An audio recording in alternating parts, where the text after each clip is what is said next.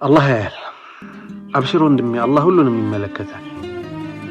ከሰዎች እይታ ተደብቀህ ያነባሃቸውን እንባዎች አላህ ተመልክቷቸዋል።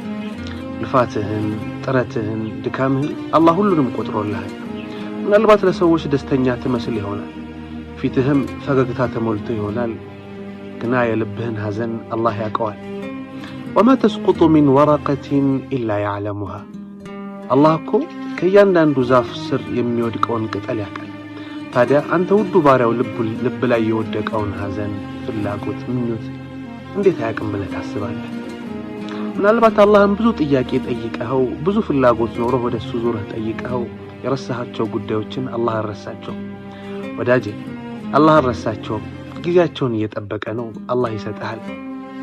ታዲያ አላህ ካንተ የሚፈልገው ትዕግስትን፣ ሰበብ ማድረስን፣ ወደሱ መዞርን፣ ወደሱ መጠጋትን፣ በሱ ላይ መልካም ጥርጣሬ